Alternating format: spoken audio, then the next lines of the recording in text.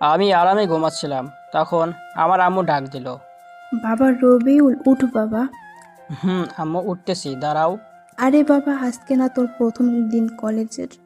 হুম আমার মনেই ছিল না। আচ্ছা তুই এবার ওঠ। আচ্ছা। তারপর আম্মু চলে গেল আর আমি ঘুম থেকে উঠলাম। এখন ফ্রেশ হতে হবে। তো এখন আমার পরিচয় একটু দিই। আমি রবিউল ইসলাম, বাবা মায়ের একমাত্র ছেলে। আর একটা বোন আছে, তার বিয়ে হয়ে গেছে। আমি এবার ইন্টার প্রথম বর্ষে। বাস্তবে আমি এখনও অনেক পিচ্ছি। যাই হোক, গল্পে যাওয়া যাক। তো আমি ফ্রেশ হয়ে আসলাম খাবার টেবিলে।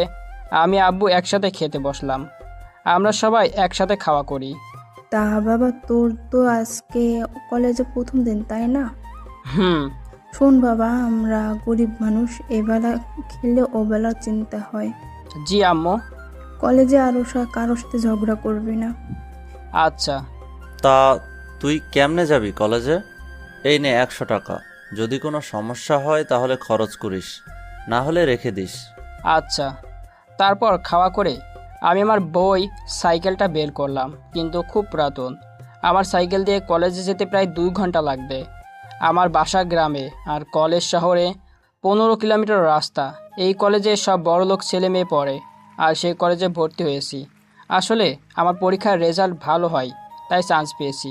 সাইকেল চালিয়ে কলেজে চলে আসলাম। তখন চারিদিকে হাসির আওয়াজ শুনতে পেলাম। আমি বুঝতে পারলাম সবাই আমাকে দেখে হাসছেন, কারণ আমার সাইকেল আর ড্রেস আপ পুরোই খ্যাত। একটা ছেলে তখন ডাক দিল। এইখানা। আমি বুঝতে পারলাম আমাকেই ডাকছে, কারণ আমি মোটা ফ্রেমের চশমা পরেছিলাম। দেখি ছেলেটা একটা কারের উপর বসে আছে, ওর সাথে আরও কয়েকজন ছেলে আছে। আমি ওদের কাছে গেলাম। আসসালামু আলাইকুম ভাইয়া। ওয়ালাইকুম আসসালাম। তা বাবু, তুমি কি আজকে নতুন? হুম। আমি কে জানিস? না ভাইয়া। আমি হৃদয়, এই কলেজের সভাপতির ছেলে। ও। শোন, তুই তো নতুন, এখানে নিয়ম জানিস না তাই না? জি ভাইয়া। এই, একে কাগজটা দে। আমাকে কাগজ দিয়ে বলল, এই কাগজটা ওই লাল ড্রেস পরা মেয়েটাকে দিয়ে আয়। যদি কিছু বলে। তাহলে আমাদের দিকে দেখিয়ে দিবি। চলে গেলাম মেয়েটার কাছে। এই যে আপু, আসসালামু আলাইকুম। ওয়ালাইকুম আসসালাম। কে তুমি? আপু, আমি নতুন আসছি কলেজে। তো আমার কাছে কি? যাও ক্লাসে যাও। আসলে আপু, একটা কাগজ বের করে দিলাম। কাগজটা নিয়ে পড়লো। পড়ার পর রাগে নাক মুখ লাল হয়ে গেল, একদম পরীর মতো। তুমি লিখছো এটা? না, ওই যে ওরা দিছে। কারা? ওই যে। ও মা, ওরা গেল কই? এখন আমার কি হবে? মেয়েটা ঠাস করে দিল 2টা। আমি চরের টাল সামলাতে না পেরে পড়ে গেলাম নিচে। তোর এত বড় সাহস, তুই আমাকে এই বাজে কথা লিখেছিস? বিশ্বাস করেন আপু, আমি এইগুলো লিখিনি। হঠাৎ কোথা থেকে যেন হৃদয় ও ওর দল চলে আসলো। এই ছেলেটা কাগজ দিতে বলেছিল। কিরে দোস্ত, কি হয়েছে? আর কিসের কাগজের কথা বলছে এই খ্যাতটা? দেখ কত বাজে কথা লিখে আমাকে দিয়েছে, আর তোর নাম দিচ্ছে। কি এত বড় সাহস ওর? ওই সবাই কি দেখছিস, মার ওকে। তারপর সবাই মারতে লাগলো। ব্যথায় উঠতে পারছিলাম না। তখন একটা ছেলে এসে আমাকে ওঠাতে লাগলো। ছেলেটা দেখতে স্মার্ট, মনে হয় ধনী লোকের ছেলে। রবিউল ইসলাম। আপনার? নাফিস চৌধুরী। ও। চলো তোমাকে হাসপাতালে নিয়ে যাই। না, আমি ঠিক আছি। চুপ করো। আর তুমি কলেজে নতুন নাকি? হুম। কোন বর্ষে? প্রথম বর্ষে। ও, তাহলে আমরা আজকে থেকে ফ্রেন্ড। ঠিক আছে। তারপর আমি আর নাফিস ক্লাসরুমে চলে আসলাম। সবাই আমাদের দিকে হা করে তাকিয়ে আছে। তখন নাফিস বলল, ও এখন থেকে এই ক্লাসে পড়বে। সবাই তো শুনে হেসে দিল। তোমাদের ওর সাথে ইচ্ছা না হলে কথা বলার দরকার নেই। রবিউল, চল তো। তারপর শেষের একটা বেঞ্চে বসলাম। দেখলাম সামনে বেঞ্চে কেউ বসলো না। এবার বল, হৃদয় তোকে মারলো কেন? জানি না। তুই কি আমাকে ফ্রেন্ড ভাবিস না? তা না। তাহলে বল। ওকে সব বললাম। ও, বুঝলাম, সব হৃদয়ের কাজ। হুম। এই মেয়েটি খুব বদমেজাজি, ওর না? অমনি স্যার চলে আসলো, তার সাথে মেয়েটা ও হৃদয় আসলো, আর সামনে বেঞ্চে বসলো। কেমন আছো সবাই? আমিও ভালো আছি। তো আজকে যেহেতু প্রথম দিন, তাই ক্লাস হবে না। আজকে সবার পরিচয় পর্বটা শেষ করে নেই। একে একে সবাই তার নাম ও রেজাল্ট কি বলল। এরপর আমার পালা আসলো। আমি Rabiul Islam. Result GPA 5। Result তো খুব ভালো। ভালো করে পড়াশোনা করবা। কোনো হেল্প লাগলে আমাকে বলবা। আচ্ছা স্যার, দোয়া করবেন। আর সবাই ভাবতেছে এই খ্যাতটা কেমনে জিপিএ 5 পেল। এরপর গেল ওই মেয়েটার কাছে যে আমাকে চর মারছিল। আমি তো তোমাকে চিনি মামুনি, কিন্তু এরা তো তোমাকে চিনে না। এদের পরিচয় দাও। মেয়েটা যেমন তার সব কিছুই তেমন। মনে মনে ভাবছি কি রে, কি ভাবছিস? না কিছু না। হুম, তারপর ছাড় চলে গেল, সবাই বাইরে চলে গেল, আমি আর নাফিস ছাড়া। চল বাইরে যাই। না, বাইরে গেলে ওদের কথা শুনতে হবে। কি কথা শোনাবে তোকে?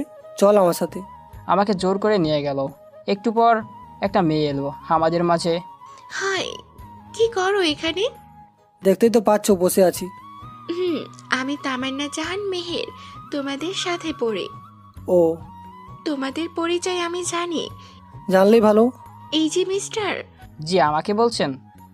তোমাকেই। তোমার বাসা কই? গ্রামে। তোমার গ্রামে আমাকে নিয়ে যাবে? না। কেন নিয়ে যাবে না? তখনই নাফিজের ফোনে কল আসলো হ্যালো বাবু, কোথায় তুমি? ওপাশ থেকে।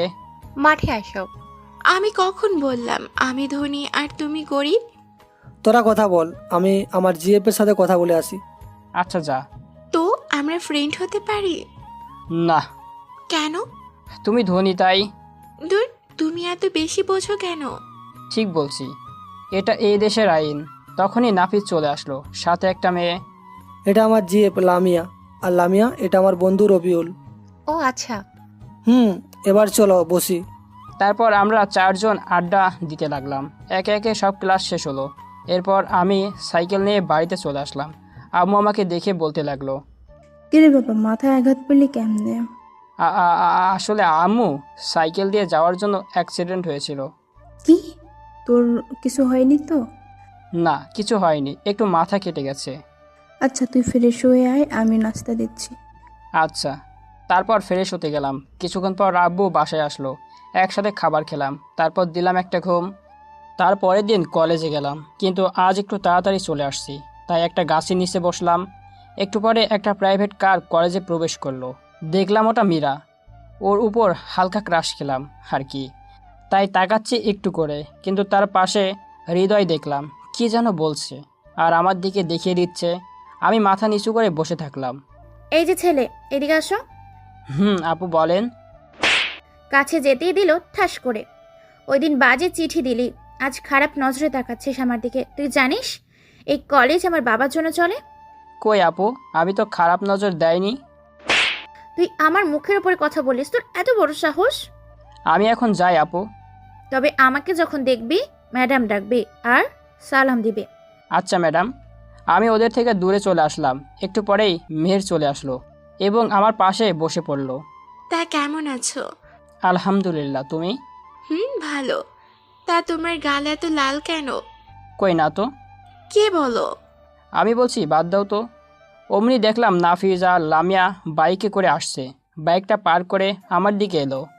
কি রে, তুই আজকে এত তাড়াতাড়ি আসলি কেন? আজকে তাড়াতাড়ি এসে পড়ছি। তা ভাইয়া, এই মেয়েটা কে?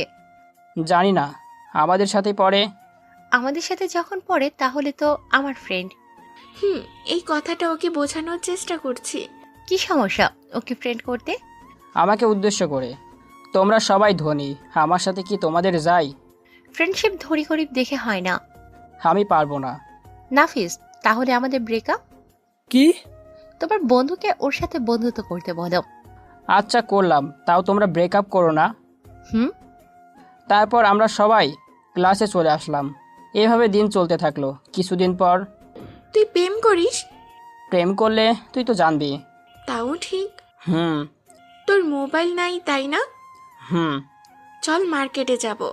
যা, আমাকে কেন বলছিস? আরে তুই আমাকে একা ছাড়বি? এত সুন্দর একটা মেয়েকে একা পেয়ে খারাপ ছেলেরা যদি কিছু বলে? আমি তো এত কিছু ভেবে দেখিনি। থাক তুই, তোর যাওয়া লাগবে না। তারপর একটা রিক্সা নিলাম। এই প্রথম কোনো মেয়ের সাথে রিক্সায় উঠলাম। মেহের শুধু আমার দিকে চেপে বসছিল আর আমি সরে যাচ্ছি। একটু পর আমরা মার্কেটে চলে আসলাম। তারপর মেহের একটা ফোনের দোকানে গিয়ে একটা ফোন কিনলো। তারপর কলেজে চলে আসলাম। কলেজে এসে দেখি নাফিজ আর লামিয়া মাঠে বসে আছে। কিরে, কি করছিস এইখানে? দেখিস না বসে আছি। আচ্ছা চল ক্লাসে যাই। আরে দাঁড়া, এই নে। ফোনটা আমার দিকে দিয়ে। আমাকে কেন দিচ্ছিস? যার জন্য কিনেছিস তাকে দে। তোর জন্য কিনেছি। আমি তো ফোন ইউজ করতে পারি না। তুই ফোন নে। একটু বোঝ। ফোন নে। আচ্ছা, আজকের দিনটা কেটে গেল। এভাবে কিছুদিন কেটে গেল। একদিন আমি যখন বাসায় ফিরছিলাম তখন দেখি একটা অ্যাক্সিডেন্ট হয়েছে। আমি গিয়ে দেখে তো শকড, কেননা অ্যাক্সিডেন্ট হয়েছে মীরার বাবার। আমার এখন কি করণীয়? এখন যেহেতু শীতের সময় তাই সোয়েটার ছিল, তাড়াহুড়োর মতো করে পরলাম। তারপর আমি ওনাকে তুলে নিয়ে হাসপাতালে নিয়ে গেলাম। এই ছেলে, তুমি কে? ওনার কেমন করে অ্যাক্সিডেন্ট হয়েছে? আমি এত কিছু জানি না, বাড়ি যাওয়ার সময় দেখলাম অ্যাক্সিডেন্ট হয়েছে, তাই হাসপাতালে নিয়ে আসলাম। আচ্ছা, ওনাকে আইসিইউ নিয়ে গেলাম। কিছুক্ষণ পর ডাক্তার বের হলো। ওনার প্রচুর রক্ত বের হয়ে গেছে, রক্ত দিতে হবে। এখন রক্ত কই পাবো? আচ্ছা, ওনার রক্তের গ্রুপ কি? ও প্লাস। আচ্ছা চলুন, আমার রক্তের গ্রুপও সেম, আমি রক্ত দিব। আচ্ছা চলুন। 1 ঘন্টা পর রক্ত দিয়ে বের হলাম। আর ডাক্তারকে বললাম আমার নাম কাউকে বলবেন না। কেন? আমি চাই না কেউ আমাকে চিনুক, আর ওনার পরিবারকে খবর দিন। আচ্ছা। এটা বলে চলে আসলাম। একটু পর মীরা ও ওর আম্মু আসলো। ডাক্তার, আমার আব্বু কেমন আছে? আল্লাহর রহমতে এখন ভালো আছে। আব্বু, আব্বুকে কে নিয়ে আসছে হাসপাতালে? একটা ছেলে। ছেলেটার নাম কি? বাসা কোথায়? দেখতে কেমন? আমি এত কিছু জানি না, ছেলেটা মুখ দেখতে পাইনি। ও হুড়ি পোড়া ছিল, আর ও তোমার আব্বুকে রক্ত দিয়েছে। এদিকে আমি সাইকেল দিয়ে বাসার দিকে রওনা দিলাম, কিন্তু সাইকেল চালাতে পারছিলাম না, তাই একটা অটো করে বাসায় চলে আসলাম। বাসায় আসতে আম্মু বলল, কি রে, বাসায় ফিরতে এত দেরি হলো কেন? আজকে একটা অ্যাক্সিডেন্ট হয়েছিল, ওনাকে হাসপাতালে নিয়ে গেছিলাম আর রক্ত দিয়েছি, তাই দেরি হয়ে গেছে। আচ্ছা, ফ্রেশ হয়ে আয়, খাবার দিচ্ছি। তারপর ফ্রেশ হয়ে এসে খাবার খেয়ে দিলাম এক ঘুম। এভাবে কিছুদিন কেটে গেল। কলেজ গেলাম, গিয়ে দেখি আমি তাড়াতাড়ি চলে এসেছি। নাফিস ওরা আসি নাই।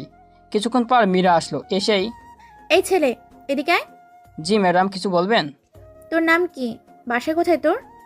রবিউল ইসলাম, বাসা এই গ্রামে।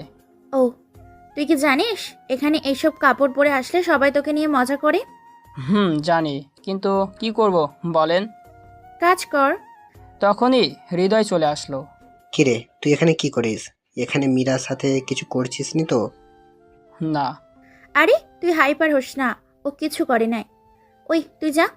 আমাকে উদ্দেশ্য করে আমি ওইখান থেকে চলে আসলাম। তখনই পিছন থেকে কেউ যেন ডাক দিল। এই রবিউল, দাঁড়াও। পিছনে ঘুরেই দেখলাম একটা মেয়ে। জি, আসসালামু আলাইকুম। ওয়ালাইকুম আসসালাম, আমি মিম, তোমার ক্লাসমেট। তো আমি কি করব? কিছু না, কিন্তু আমি একটা জিনিস জানি। কি জানেন? তাহলে আমাকে ফ্রেন্ড বানাও। আবার শোনার দরকার নাই, আমি গেলাম। তারপর মিম যা বলল আমি তা শুনে শক। আমি জানি তুমি মীরার আব্বুকে হাসপাতালে নিয়ে গেছো আর রক্ত দিছো। আপনি ভুল দেখছেন। তাহলে ভিডিও বের করবো নাকি? করেন। এ সত্যি সত্যি দেখছে নাকি? এই নাও। হোমা, এ তো দেখি সব ভিডিও করছে। কি বিশ্বাস হলো এবার? এটা আমি না, ভিডিওটা ডিলিট করেন। আমাকে বন্ধু বানাও, আমি ডিলিট করে দিব। আপনার সাথে আমার যায় না, আর আপনাকে বন্ধু বানালে আপনার বান্ধবী কি বলবে? সেটা আমি দেখব, তুমি আমাকে বন্ধু বানাও। ওকে, মাইনকার সিপাই পরে বললাম। আচ্ছা চলো মাঠে বসি। একটু পর মেহের আসলো। কিরে, এত দেরি করলি কেন? আর বলিস না, গাড়ির সমস্যা হয়েছিল। ও, তার নাফিস আর ওর জিএফ আসে নাই? না, দেখলাম না তো। ও। তারপর আমরা 3 জন আড্ডা দিতে লাগলাম। কিছুক্ষণ পর নাফিস আসলো। কি রে মিম, তুই আমাদের টিমে কেন? সকালে আমার সাথে ফ্রেন্ডশিপ করেছে। আচ্ছা, চল ক্লাসে যাই। তারপর আমরা যখন ক্লাসে যাচ্ছিলাম তখন পিছন থেকে কে যেন ডাক দিল। মিম, ওই মিম। আমরা তাকি ওই, তুই এদের সাথে কোথায় যাচ্ছিস? ক্লাসে, তুইও চল। আচ্ছা। আমরা যখন ক্লাসে যাচ্ছিলাম তখন কে যেন আমাকে ল্যাং মারলো। আমি মীরার উপর পড়লাম। মীরা আমাকে ঠাস করে 2টা চড় দিল। আমি গালে হাত দিয়ে দাঁড়িয়ে আছি। ওকে মারছিস কেন? ও হয়তো ইচ্ছে করে পড়েনি। তুই চুপ থাক, তোদের সাথে আসারটাই ভুল। তারপর মীরা চলে গেল।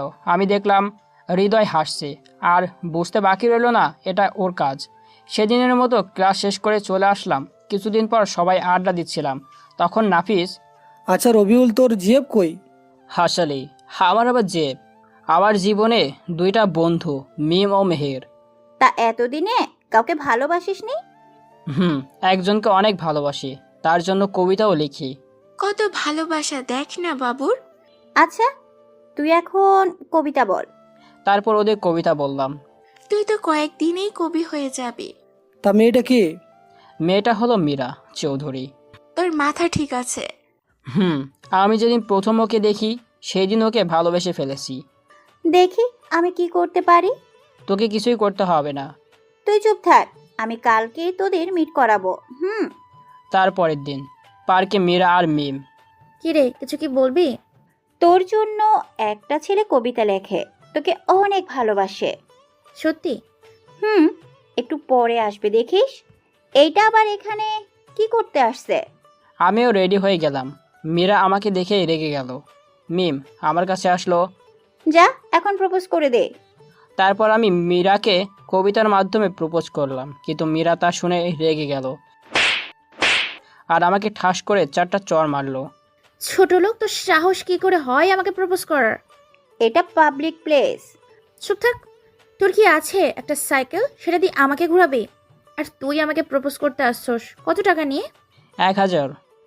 মাত্র 1000 টাকা? বলেই আরও 2টা চড় দিল। দেখি সবাই আমার দিকে তাকিয়ে আছে, তাই সেইখান থেকে চলে আসলাম। বাসায় এসে অনেক কান্না করলাম। তারপর প্রায় ওকে প্রপোজ করতাম, কিন্তু ওর কাছ থেকে শুধু চড় আর অপমান পেতাম। এভাবেই কেটে গেল 2 বছর। আমাদের এইচএসসি পরীক্ষা শুরু হলো। পরীক্ষা ভালো করে দিলাম। পরীক্ষার পর কারোর সাথে দেখা হয় না, কিন্তু সবার সাথে ফোনে কথা হয়েছে। আস্তে আস্তে রেজাল্টের দিন চলে আসলো। রেজাল্টের দিন বাসায় বসে বসে চিন্তা করতেছি, তখন আম্মু বলল। কিরে, কি চিন্তা করস? আম্মু, এবার রেজাল্ট ভালো হবে তো? এবারও ভালো হবে, প্রত্যেকবারই ভালো হয়, তুই চিন্তা করিস না। আম্মু দোয়া করো। আমার দোয়া তোর সাথে সবসময় থাকে। তারপর ফ্রেশ হয়ে নাস্তা করে কলেজের দিকে রওনা দিলাম। কলেজে যেতেই নাফিস বলল। কি রে মামা, মিষ্টি খাওয়াও। কেন? আরে তুই এবার এই কলেজে ফার্স্ট হয়েছিস। খুশির জন্য কথা বলতে পারছি না, খুশিতে কান্না চলে আসছে। কি রে, কাঁদছিস কেন? না, খুশির জন্য কান্না চলে আসছে। মেহের, মিম, তোর রেজাল্ট কি? সবার A+। আর মীরার? A+ ওরও। তখনই মিম ও মেহের আসলো। তোর জন্য একটা সুখবর আছে। রেজাল্ট শুনছি, তাছাড়া কি? আরে রেজাল্ট না। তাহলে কি, তোর বিয়ে? তুই কলেজ থেকে স্কলারশিপ পেয়েছিস কানাডার। কি? আমি যে আজ কত খুশি তোদের বলে বোঝাতে পারবো না। আর আমার স্কলারশিপ পাওয়ার কথা কাউকে বলবি না। কেন? পরে বলবো। আচ্ছা, আজ আমি তোদের খাওয়াবো, চল। না, আমরা কিছু খাবো না, তুই তোর পুরো গ্রাম ঘুরিয়ে দেখাবি। আচ্ছা ঠিক আছে। ওই দেখে আসে। আমি যখন ওই দিক তাকালাম, দেখলাম মীরা আজ নীল শাড়ি পরেছে, সাথে চুড়ি আর কপালে ছোট্ট টিপ দিয়েছে। মনে হচ্ছে পৃথিবীর পরি, নীল পরি নেমে এসেছে। আমি তো আবার ওর প্রেমে পড়ে গেলাম। আমি ওকে দেখে মুগ্ধ। নাফিজের ধাক্কায় বাস্তবে ফিরলাম। কি রে, কোথায় হারিয়ে গেলি? আজ মীরাকে অনেক সুন্দর দেখা যাচ্ছে। কি রে, আবার ওকে প্রপোজ করবি নাকি? আবার যদি মারে? তারপর ওদের কথা মীরার কাছে গেলাম। মীরা, একটু এদিকে আসবে? কি বলবি বল। আসলে মীরা, আই লাভ ইউ। যা, আজকে মুড ভালো আছে, মুড খারাপ করিস না। মীরা, ওর হাতটা ধরলাম। ছোট লোকের বাচ্চা, তো সাহস কিভাবে হয় আমার হাত ধরার? তোকে কতবার বলবো আমি তোকে ভালোবাসি না? তোর বাবা মা তোকে কোনো শিক্ষা দেয় নাই? ওই, আমার মা বাবার সম্পর্কে কিছু বলবি না। আর হ্যাঁ, তোকে আর বিরক্ত করব না বলেই চলে আসলাম। সরি দোস্ত, আমরা তোকে না বললে এমন হতো না। আরে বাদ দে, আমার ভাগ্য যা ছিল তাই হয়েছে। আর কালকে সবাই আমার বাসায় আসবি, তোদের গ্রাম ঘোরাবো। আজকে বাড়ি যাই, ভালো লাগছে না। তারপর কলেজ থেকে বাড়ি চলে আসলাম। বাড়িতে এসে দেখি আব্বু আম্মু বসে আছে। আম্মু, আব্বু, আমি কলেজের মধ্যে প্রথম হয়েছি। আমি জানতাম আমার ছেলে প্রথম হবে। এবার খেতে দাও, ক্ষুধা লাগছে। আচ্ছা, তুই ফ্রেশ হয়ে আয়, আমি খাবার বাড়ছি। তারপর আমরা একসাথে খাবার খেলাম। খাওয়া দাওয়ার পর আমি একটা ঘুম দিলাম। অন্যদিকে মীরা কলেজ থেকে সোজা বাড়ি গিয়ে তার রুমে চলে গেল। মীরা আম্মুকে ডাক দিল, কিন্তু শুনলো না। মীরা রুমে গিয়ে ভাবতেছে রবিউলের থেকে কিভাবে প্রতিশোধ নেওয়া যায়। মীরা ভাবতে থাকে। কিছুক্ষণ ভাবার পর মীরা পেয়ে যায় কিভাবে সাহায্য করা যাবে। তারপর মীরা ফ্রেশ হয়ে খাওয়া দাওয়া করে ওর আব্বু আসার জন্য অপেক্ষা করে। রাতে ওর আব্বু আসে আর ওর আব্বুকে বলে। কি বলছে ওর আব্বুকে তা পরে জানতে পারবেন। তারপর মীরা ঘুমিয়ে পড়ে। পরের দিন আমার ঘুম ভাঙে, ফোনের আওয়াজে দেখি নাফিস কল দিয়েছে। হ্যালো। কই তুই? ঘুমে। কি, তুই এখনো উঠিস নাই? আমরা চলে এসেছি। আচ্ছা দাঁড়া, আমি আসছি। ওকে। তারপর আমি তাড়াতাড়ি ফ্রেশ হয়ে ওদের কাছে গেলাম। ওদের নিয়ে পুরো গ্রাম ঘোরালাম। ঘোরাতে ঘোরাতে বিকাল হয়ে গেল, তাই ওদের নিয়ে আমার বাড়ির দিকে রওনা দিলাম। বাড়িতে এসে দেখি একটা প্রাইভেট কার দাঁড় করানো। কি রে, কার দিয়ে আবার কে আসলো এখানে? জানি না, ভিতরে চল। তারপর আমরা ভিতরে গেলাম। গিয়ে যা দেখলাম তাতে আমি শক। দেখি মীরা ও মীরার আব্বু আম্মু আসছে। এরা এখানে কি করে? জানি না। আমি আম্মুকে ডাক দিয়ে সাইডে নিয়ে গেলাম। তারপর বললাম, আম্মু ওরা কারা? ওনারা তোর আর ওনার মেয়ের বিয়ের প্রস্তাব নিয়ে এসেছে। কি? মেয়েটা তোকে অনেক ভালোবাসে। তো তোমরা কি বললা? আমার মেয়েটাকে পছন্দ হয়েছে। যদিও তোর আব্বু তোকে এখন বিয়ে দিত না, কিন্তু মেয়েটার পাগলামি দেখে রাজি হয়েছে। হো। হ্যাঁ, তোদের সামনে শুক্রবার বিয়ে। কি এত তাড়াতাড়ি? তুই থাক, আমি গেলাম, কাজ আছে। তারপর আমি আমার বন্ধুদের কাছে গেলাম। যেতেই, কিরে তোর আব্বু কি বললো আর ওনারা এখানে কেন? আমার আর মীরার বিয়ের জন্য আসছে। ও, তোর আব্বু আম্মু কি বলছি? বিয়ে ঠিক করেছে সামনে শুক্রবার। ভালোই হয়েছে, তোর বিয়ে খামো। তোরা চুপ থাক। ওদের কাছ থেকে আমি চলে আসলাম। দেখি ওনারা সবাই চলে গেছে। তারপর আমি মীরার সাথে কথা বলার চেষ্টা করছি, কিন্তু পারি নাই। দেখতে দেখতে শুক্রবার চলে আসলো। আজ আমার আর মীরার বিয়ে। নাফিজ ওরা নেই, এক একজন কাজে ব্যস্ত। কিছুক্ষণ পর নাফিজ এলো। কি রে, রেডি হস নাই কেন এখনো? রেডি হচ্ছি। তারপর রেডি হলাম, গাড়ি নিয়ে চললাম মিরাজের বাড়ি। তারপর আমাদের বিয়েটা হয়ে গেল। আসার সময় মিরাজে কি কান্না। তারপর বাড়ি চলে আসলাম। আমি এখন বাসার সামনে দাঁড়িয়ে আছি। ভিতরে যেতেই ভয় করছে। নাফিজ আমাকে ধাক্কা দিয়ে ভিতরে পাঠিয়ে দিল। আমি আস্তে আস্তে সামনে যেতে লাগলাম। আমি গিয়ে মীরার ঘুমটা সরাতেই ঠাস করে চড় মারলো। তোর সাহস কি করে হয় আমাকে টাচ করার? তুমি তো আমার বউ, টাচ করতে পারি? বউ? আমি তোকে বিয়ে করেছি শুধু চরের প্রতিশোধ নেওয়ার জন্য। একটা চরের জন্য এত বড় নাটক? এই পেপারে সাইন কর। এইখানে কি আছে? এটা ডিভোর্স পেপার, সাইন কর। তুমি ভেবেচিন্তে বলছো তো? পরে কিন্তু তোমাকে পস্তাতে হবে। কি রে, সাইন কর। তারপর আমি সাইন করে দিলাম। যখন আমি বিছানায় ঘুমাতে যাব তখন। তুই কোথায় যাচ্ছিস? ঘুমাবো, বিছানায় যাচ্ছি। তুই বিছানায় ঘুমাতে পারবি না, নিচে ঘুমা। এই শীতের দিনে নিচে কেমনে ঘুমাবো? কিন্তু মাঝখানে বালিশ থাকবে। আচ্ছা। তারপর ঘুমিয়ে পড়লাম। সকালে ঘুম থেকে উঠে দেখলাম এখনও ঘুমাচ্ছে। আমি ফ্রেশ হয়ে বাইরে গেলাম। বাইরে দেখি ওরা 3টা আড্ডা দিচ্ছে। আমি গেলাম ওদের কাছে। কি রে, বাসরাত কেমন কাটলো? মুড অফ ক্যান। আচ্ছা, মিরারকে কিছু বলেছে? বল। তারপর ওদের সব বললাম। আপনারা তো জানেনই। কি ও এমন করেছে? বাদ দে। আচ্ছা নাফিজ, আমি কানাডার স্কলারশিপ পেয়েছি না? কেন? কানাডা যাব। আর তুইও তো আমার সাথে যাবি। তা না হয় গেলাম, কিন্তু আমার ভিসা পাসপোর্ট হতে দেরি হবে। কতদিন লাগবে? এই 1 মাস মতো। তারপর আমরা আড্ডা দিতে লাগলাম। মীরাকে আবার প্রপোজ করব। এভাবে কিছুদিন কেটে গেল। এরপর মীরাকে প্রপোজ করতাম, কিন্তু ও আগের মতোই ব্যবহার করত। আমার সাথে খারাপ ব্যবহার করলেও আব্বু আম্মুর সাথে ভালো ব্যবহার করে। দেখতে দেখতে প্রায় 1 মাস কেটে গেল। কাল কানাডা চলে যাব। আজ মীরাকে শেষবার প্রপোজ করব। রাতে মীরাকে প্রপোজ করলাম, কিন্তু মীরা আবার চড় মারল। তখন আমি বললাম, এটা ছিল তোমার করা শেষ প্রপোজ। তোমাকে আর বিরক্ত করব না, গুড বাই। তারপর আমি ঘুমিয়ে পড়লাম। এদিকে মীরা ভাবতে লাগলো শেষবার। ভাবতে ভাবতে ঘুমিয়ে পড়ল। পরের দিন সকালে ঘুম থেকে উঠে আমি রেডি হয়ে আব্বু আম্মুর কাছ থেকে বিদায় নিয়ে এয়ারপোর্টে দিকে রওনা দিলাম। এয়ারপোর্টে পৌঁছালাম। গিয়ে দেখি নাফিস, মেহের, মিম আমার জন্য অপেক্ষা করছে। কিরে, তোরা কেমন আছিস? আমরা ভালো আছি, তুই? আলহামদুলিল্লাহ ভালো। তো তোরা দুজন আমাদের ছেড়ে চলে যাবি? না রে, তোদের ছেড়ে যেতে পারি? তোদের সাথে তো কথা হবেই। আচ্ছা। তারপর ওদের থেকে বিদায় নিয়ে আমি আর নাফিস এয়ারপোর্টের ভিতরে গেলাম। আমাদের চেকিংয়ের পর বিমানে গেলাম। রওনা দিলাম নিজেকে প্রতিষ্ঠিত করার উদ্দেশ্য। অন্যদিকে মীরা ঘুম থেকে উঠে আমি নাই রুমে। ও ভাবলো আমি মনে হয় বাইরে গেছি, তাই ও ফ্রেশে আম্মুর সাথে রান্না কাজে সাহায্য করতে গেল। এদিকে দীর্ঘ জার্নির পর কানাডা এসে পৌঁছালাম। আমরা এইখানে একটা বাসায় উঠেছি। তারপর আমরা বাইরে থেকে আনা খাবার খেয়ে ঘুম দিলাম। অন্যদিকে মীরা দেখতেছে সকাল থেকে রাত হয়েও তাও আমি বাড়িতে ফিরলাম না। তখন ও আম্মুর কাছে গিয়ে বলল, আম্মু, ও তো এখনো বাড়ি ফিরলো না। ও কোথাও কি গিয়েছে? সে কি, ও তোমাকে কিছু বলে নাই? কি বলতো? ও কানাডায় গেছে পড়াশোনা করার জন্য, তোমাকে বলে নাই? কি মানে? বলেছিল রাতে, মনে ছিল না? এটা বলে মীরা চলে গেল। আর ভাবতে লাগলো। আমাকে না বলেই চলে গেল।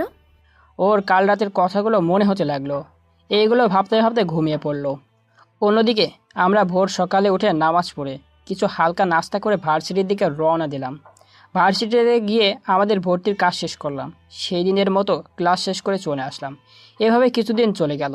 অন্যদিকে মীরা আমার করা প্রতিদিনের প্রপোজগুলো মিস করতে থাকে।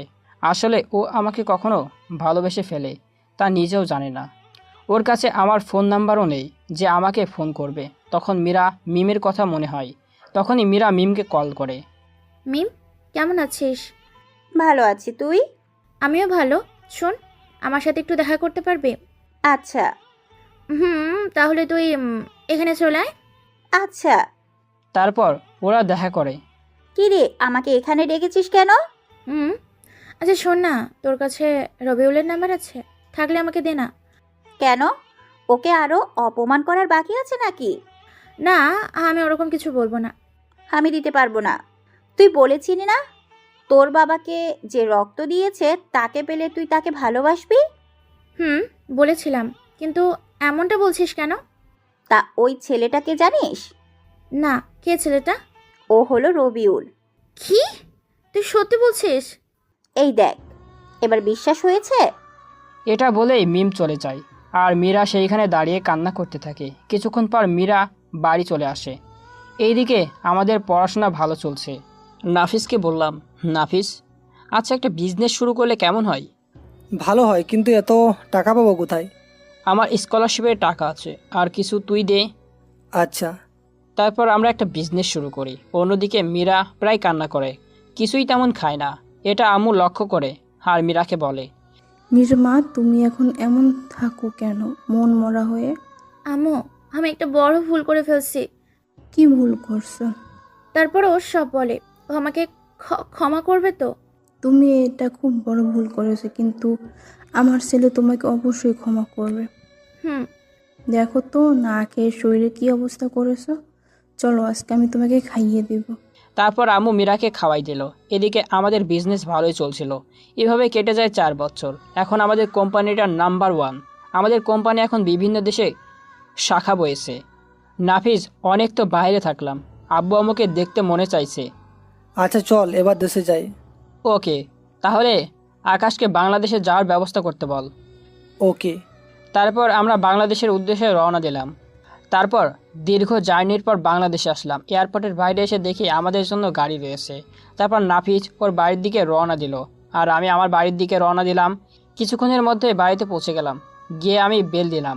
আমাদের বাড়ি আগের মতো নেই, নতুন করে তৈরি করা হয়েছে। বেল দেওয়ার পরে দরজা খুলে দিল। যেই দরজা খুলেছে তাকে দেখে আমি তো অবাক। হ্যাঁ, আপনারা ঠিকই ধরেছেন, এটা মীরা। মীরা তো আমার দিকে চেয়ে রয়েছে। তখনই আম্মু রান্নাঘর থেকে বের হয়ে আসে। আমাকে দেখে আম্মু দৌড়ে এসে জড়িয়ে ধরলো আর বলল, কেমন আছিস বাবা? এতদিন পর আমাদের কথা মনে পড়লো। আমি ভালোই আছি, তোমাদের কথা প্রায় মনে পড়তো। তুমি কেমন আছো? এতদিন ভালো ছিলাম না, এখন ভালো আছে। আব্বু কোথায়? রুমে আছে, যা কথা বল। আমি তোর জন্য খাবার রেডি করছি। আচ্ছা। তারপর আব্বুর সাথে কথা বলে রুমে গেলাম। তারপর ফ্রেশ হয়ে দেখি মীরা রুমে দাঁড়িয়ে আছে। চলো আম্মু, তোমাকে খাওয়ার জন্য ডাকছে। তা আপনি এই বাড়ি কি করছেন? এটা আমার স্বামীর বাড়ি, আমি থাকবো না তো কে থাকবে? আপনার স্বামীর বাড়ি মানে? আপনার স্বামীকে? কেন, তুমি? মনে নেই আপনি আমার সাথে কীরকম ব্যবহার করছেন? তারপরও এসব কথা বলছেন?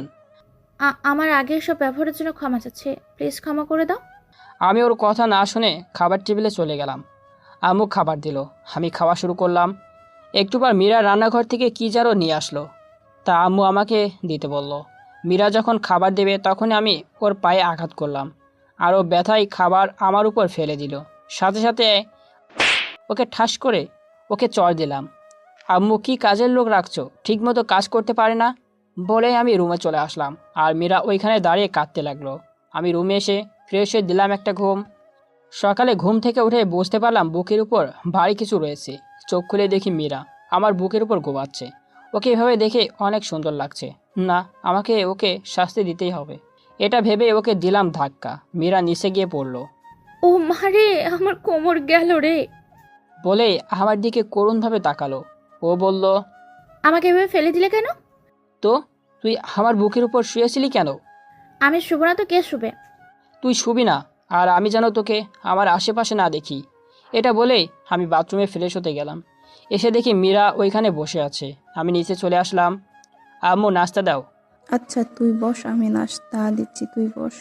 তারপর নাস্তা করে রুমে আসলাম। এসে নাফিজের সাথে অফিসের বিষয়ে কথা বললাম। তারপর ল্যাপটপে অফিসের কাজ করতে লাগলাম। আম্মু 1 কাপ কফি দিয়ে যাও তো। আচ্ছা দিচ্ছি। তারপর দেখি মীরা কফি নিয়ে আসছে। ওকে দেখে রাগ উঠে গেল। এই নাও তোমার কফি, আমি নিজে বানিয়ে নিয়ে আসছি। আচ্ছা দে। তারপর কফিতে চুমুক দিতেই, এটা কি কফি বানিয়েছিস বলে দিলাম ঠাস করে 2টা চড়। মীরা কান্না করতে করতে চলে গেল। আসলে মীরার কফিটা খুব ভালোই হয়েছিল। এভাবে চলে গেল কিছুদিন। রুমে বসে আছি, তখন নাফিস কল দিল। হ্যালো নাফিস, কেমন আছিস? ভালো আছি, তুই কেমন আছিস? ভালো আছি। যে জন্য তোকে ফোন দিলাম। বল। আজকে একটু অফিসে আয়, এখানে একটু সমস্যা হয়েছে। আচ্ছা আসছি। তারপর রেডি হলাম। রুম থেকে বের হওয়ার সময় মীরা বলল, কোথায় যাচ্ছ? অফিসে। আচ্ছা, আসার সময় আইসক্রিম নিয়ে আসবা। আমি ওর কথার উত্তর না দিয়ে অফিসের দিকে রওনা দিলাম। কিছুক্ষণের মধ্যে অফিসে বললাম। অফিসে গিয়ে নাফিজের কেবিনে গেলাম। কেবিনে, কি রে আসিস? বস, আমি তোর জন্য অপেক্ষা করছিলাম। তা বল, কি সমস্যা হয়েছে? তোর কাছে যে প্রজেক্টটা আছে সে প্রজেক্ট সাইন করার জন্য আকরাম খান এসেছে। তা ওনারা কোথায়? ওনারা মিটিং রুমে আছেন। আচ্ছা চল। তারপর আমরা মিটিং রুমে গেলাম। মিস্টার আকরাম কেমন আছেন? জি ভালো আছি, আপনি? আলহামদুলিল্লাহ ভালো। তো মিটিং শুরু করা যাক। আচ্ছা। তারপর মিটিং শুরু করা হলো। মিটিং শেষ করে প্রজেক্ট সাইন করে রাত 11টা বেজে গেল। তারপর বাসার দিকে রওনা দিলাম। তারপর মনে হলো মীরার কথা মনে হলো। পরে ভাবলাম না, আইসক্রিম নিয়ে যাব না, কিন্তু পরে আইসক্রিম নিয়ে নিলাম। তারপর গাড়ি ড্রাইভ করতে শুরু করলাম। হঠাৎ পিছন থেকে একটা ট্রাক এসে গাড়িতে আঘাত আনলো। আমার চোখ তখন ঝাপসা হয়ে এলো। আমি অজ্ঞান হয়ে গেলাম। যখন জ্ঞান ফিরল তখন দেখলাম মীরা আমার হাতের উপর মাথা রেখে ঘুমাচ্ছে। আমি একটু নড়তেই মীরার ঘুম ভেঙে গেল। তোমার জ্ঞান ফিরেছে? এখন কেমন লাগছে? একটু মাথা ব্যথা করছে। আচ্ছা আব্বু কই? আব্বু আম্মু বাইরে আছে, আমি ডাক দিচ্ছি। তারপর মীরা আব্বু আম্মুকে ডাকতে গেল। তখনই একটা নার্স এলো। এখন কেমন লাগছে? ভালোই। তো ওই মেয়েটা আপনার কি হয়? স্ত্রী। আপনি খুব ভাগ্যবান, এরকম একটা স্ত্রী পেয়েছেন। সারা রাত আপনার পাশে ছিল, আর সে কি কান্না! ও, আপনাকে মনে হয় অনেক ভালোবাসে। তখনই মীরা ও আব্বু আম্মু আসলো। বাবা এখন কেমন লাগছে? এখন একটু ভালো লাগছে। এমন কি করে হলো? জানি না। কিছুক্ষণ পর ডাক্তার এলো এবং চেক আপ করলো। ওকে কখন বাসায় নিতে পারবো? 2 দিন হাসপাতালে থাকতে হবে। এভাবে কেটে গেল 2 দিন। এর মধ্যে মিম, মেহের, নাফিজ এসে দেখে গেল।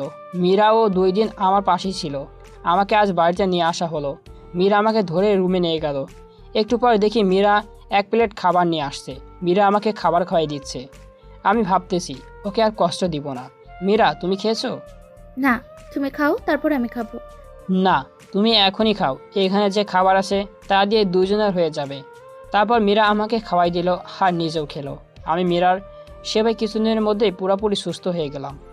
একদিন অফিস থেকে এসে দেখি মীরা আজ নীল শাড়ি, নীল কাচের চুড়ি, কপালে ছোট্ট টিপ পড়েছে। একদম পরীর মতো লাগছে। আমি রুমে ফ্রেশ হয়ে খাওয়া দাওয়া করে নিলাম। পরে রুমে এসে জানালার পাশে দাঁড়িয়ে রয়েছি। তখনই মীরা কফি নিয়ে এলো। এই নাও কফি। দাও। নাও। মীরা, আমি কি তোমাকে বেশি কষ্ট দিয়েছি? কে বললো এটা তোমার প্রাপ্য ছিল? আমাকে ক্ষমা করে দাও। না, তুমি ক্ষমা চাচ্ছ কেন? বরং তুমি আমাকে ক্ষমা করে দাও। আমাকে জড়িয়ে ধরে বলল, তুমি না খুব দুষ্ট হয়ে যাচ্ছ। এভাবে চলতে লাগলো আমাদের খুনসুটি ভালোবাসা। সমাপ্ত। আসসালামু আলাইকুম। গল্পটা কেমন হয়েছে জানি না, তবে আপনাদের ভালো লাগলে অবশ্যই চ্যানেলটা সাবস্ক্রাইব করে পাশে থাকা বেল আইকনটি বাজিয়ে দেবেন। সবাই ভালো থাকবেন, সুস্থ থাকবেন, সবাই 5 ওয়াক্ত নামাজ পড়বেন। আসসালামু আলাইকুম। সবাই ভালো থাকবেন, সুস্থ থাকবেন। আসসালামু আলাইকুম।